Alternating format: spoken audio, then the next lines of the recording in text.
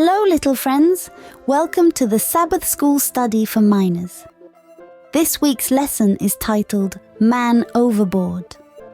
The memory verse says, "If anyone wants to be first, he must be the very last and the servant of all." Mark 9:35. The message tells us, in every circumstance, we can find ways to serve others. Now listen to the story of this week. Have you ever found yourself in a situation where all you wanted was to be satisfied, warm and dry? Paul and his fellow sailors found themselves in that situation. But Paul knew someone had to take the lead. So even though he was just a prisoner, he did so. Read the account of what happened on that occasion as told by Luke. After our ship ran aground, the centurion ordered everyone to get off. Paul and I clung to some floating planks and let the waves carry us to shore. When we emerged from the water, wet and freezing cold, we saw a group of people approaching us. I told Paul I hoped they were friendly. They were. They welcomed us and told us the name of their island, Malta. The islanders made a fire in a sheltered spot from the wind, so we could dry our clothes and warm ourselves.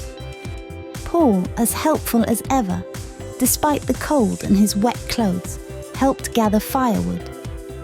When he threw wood on the fire, a poisonous snake bit him and hung from his hand. The islanders commented, "This man must be a murderer. He escaped from the sea, but justice won't let him live." When Paul shook off the snake and it fell into the flames, he continued to warm himself as if nothing had happened. The islanders watched him closely, but nothing happened. When their predictions didn't come true, they enthusiastically commented that this man must be a god. One of those present walked away from the group and didn't return. But soon a servant of someone important came and invited us to his house. His name was Publius. We found out he was the chief official of the island of Malta. Publius welcomed us warmly. His servants served us delicious food. Paul ate well. Publius wanted to talk to us after we ate. He spoke directly to Paul about his experience with the snake. He wanted to know if it was true that it hadn't affected him. When Paul replied that it was true, Publius asked him if it was true that he was a god. Paul, of course, took that opportunity to introduce Publius to the true God. As Paul continued to speak to him, Publius listened intently. It seemed interesting to him. He asked several questions. We stayed with him for 3 days. On the last night we spent at his house, during dinner, we heard someone approaching quickly behind us. Paul was speaking, but Publius interrupted him by raising his hand. A servant spoke in his master's ear. Publius's expression changed. He became anxious. He got up abruptly and left. One of the servants informed us that Publius's father was sick with fever and dysentery.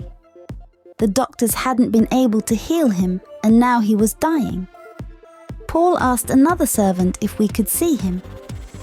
Then the first servant came to fetch us.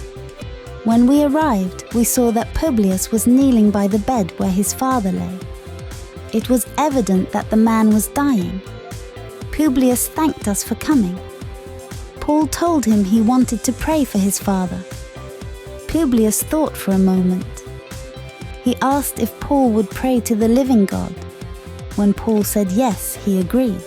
Paul knelt by the bed and placed his hands on the father's. He offered a simple prayer asking for his healing. Publius's father opened his eyes and sat up. Then he threw back the blankets and got up. The servants watched in amazement. Publius presented his father to Paul as the one who had healed him. Paul began to protest, but expressions of gratitude drowned out his words. Paul once again directed his attention to the living God as the one who had brought about the healing. The news of the healing soon spread throughout the island. People came looking for Paul. When we were ready to leave again, 3 months later, many people had been healed, and almost everyone had heard the gospel of Jesus Christ. We lacked nothing while living on the island. When the time came to board the ship, the islanders gave the crew, the prisoners, and the passengers everything necessary for our journey. As I watched Paul serve the people of Malta, despite his prisoner status and delicate health, I came to the conclusion that it is possible to serve God and neighbor, no matter the circumstances. If you want to know more details, look in your Bible at the citation Acts 28:1-10. You can also find more in the Acts of the Apostles in chapter 42, pages 331 and 332. Support this content by sharing and subscribing to the channel. May God fill you with blessings. See you next week.